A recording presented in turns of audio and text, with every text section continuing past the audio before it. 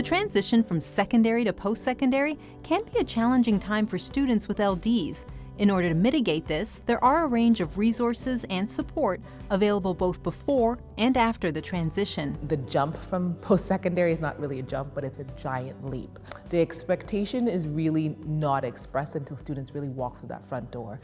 And the expectation and the demands that are immediately enforced on students. So students often express concerns around how to communicate, right? A lot of times students have had support throughout teachers and parents, and so now there's this expectation that they now have to take the initiative and navigate their classroom settings, be able to navigate their time, all entirely independently. I was one of those outcast students, and so when I was going to transfer into college, I got very scared and thought that I would be outcasted in college and no one would really like me because of who I was. I was terrified at the thought of transitioning, mostly because I was just really comfortable where I was in secondary school. I had my support system, which was great.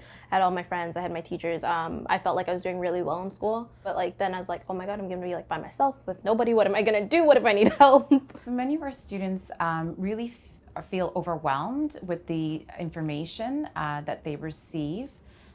They also have a sense of anxiety because it's uncertain. They've forged many relationships in high school with their support staff, such as their special education teachers.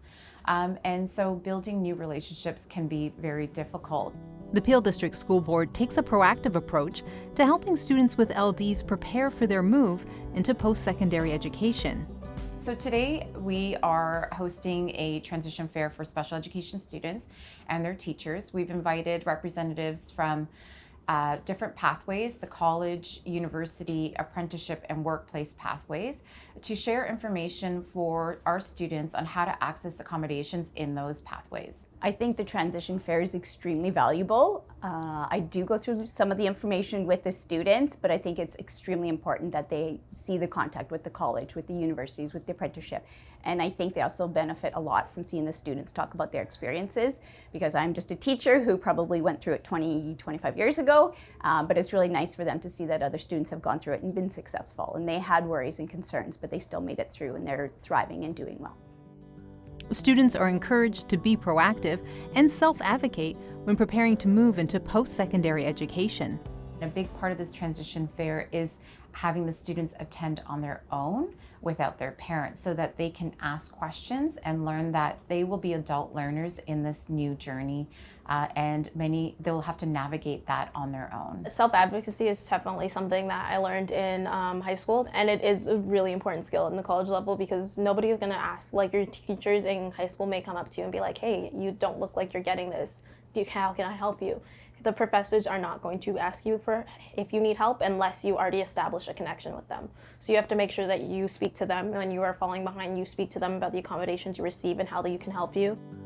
Encouraging students to start early and ask questions both in their secondary school and chosen post-secondary institution can help with transitions.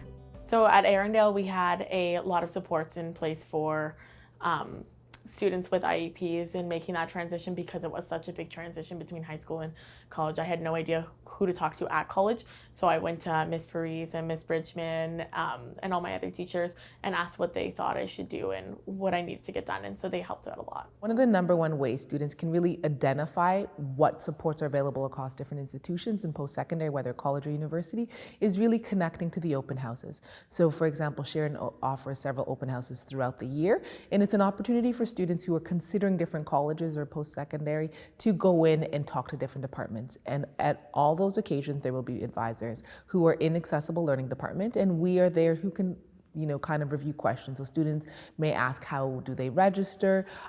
Is it available? What are the options with an IEP? When I did go to the open house at Sheridan College, I felt the professors and everyone around me were very knowledgeable and understood that IEPs are very important, and they did understand that these are accommodations to help us be the best versions of ourselves.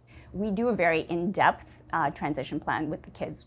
So I teach the grade 12 learning strategies course. So throughout the entire course, we prepare them for that transition. So we take a look at what pathway is best for them, lines up with their strengths. We take a look at what those costs are going to be. We take a look at accessibility numbers, who they can contact once they've applied.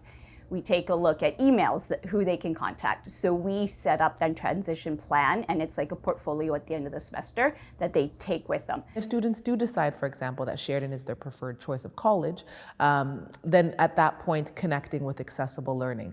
And so accessible learning in a lot of disability offices are housed in student affairs, which is often the space where students can access supports on all things student life related. One of the resources online that I really encourage students to use is the Transition Resource Guide. It is extremely comprehensive. It covers everything from applying to scholarships, OSAP, bursaries, different pathways, and if they want to bridge programs, starting college and bridge to university. So the site is extremely comprehensive, and it has a lot of really good samples of even professor letters and ways to contact the accessibility centers depending on which campus or college or university that the students go to. Each student has different worries or concerns about different issues. So some might be more concerned about the large class sizes. Others might be more concerned about the pace of the lectures. So I think it's really important to have an individualized transition plan. Again, that's a very thorough process for each student, to have the teachers involved in that process, and also to have the students explain what that transition is going to look like to their parents. When they do connect to us, we often encourage students to attend a transition IEP session. And at Sheridan College, that is offered for all students who are coming into post-secondary for a September start to understand how they can transition. And that's often when they accept their offer and they can come in and learn about who we are, what supports they can access, what documentation required, what an intake looks like, and talking about their Sheridan experience with a student who may have an IEP. Giving students information on post-secondary resources can help them access support after the transition. We hear that many of the students are surprised to learn that they can receive the same level of accommodation support that they have always been receiving in high school, and that colleges and universities really care about students being successful.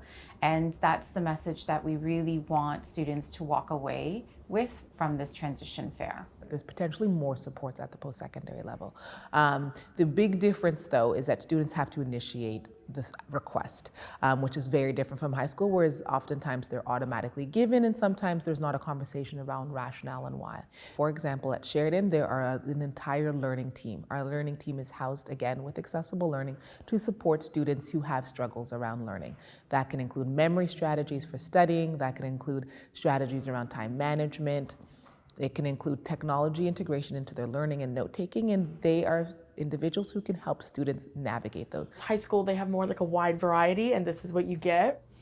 Whereas in college, they have like this giant list, it's like 3 pages long, and they have so many accommodations, and they're like, okay, what do you need? And so with Sheridan, they're like very one-on-one like that, and that made me feel more reassured and safe. Preparing for the transition to post-secondary requires forward planning and persistence from students. So in summary, really the takeaway that I would tell any students to do is really to understand their strengths and weaknesses, and best being done by reviewing their IEP. So being able to know that information and also being able to ask for help. If they cannot know how to navigate that, at least by asking for help, someone can help them support that process and teach those key skills so that they can successfully start that transition and navigate with success. I do believe planning well in advance for their transition does allow them to be more successful. I do find sometimes the grade 11s, it's just kind of like an introduction and they want to explore everything. And then by the time they hit grade 12, it does become a little more serious. And then by the end of, say, May, June, then that's when we start to see a little bit more of the anxieties or the worries come out. So I think it's very appropriate to start in advance because the exciting part is there. The formality of going through the process is in place. And then when the worries and stress comes out, you're like, you already have the plan. So you should be good and you've done all the research. Now you just need to, again, make sure that you reach out when you go to post-secondaries. If I had to give anyone a piece of advice to transfer from high school to post-secondary, I would tell them to manage their time wisely because like, once you're in college, everything's like bada bing, bada boom. Like it's like one after the other, always, always, always. And so it's always on the roll. Don't give up because it gets really hard. Like sometimes you think you're doing really good and then you turns out you're not as successful as you thought you were. And then you need to make sure you're doing your office hours and you're talking to your professors and everything. And although it feels really hard, everybody feels like that. Everybody is struggling. And that was something that was really comforting to me when I was told that everybody is feeling just the same way I am and it's completely normal.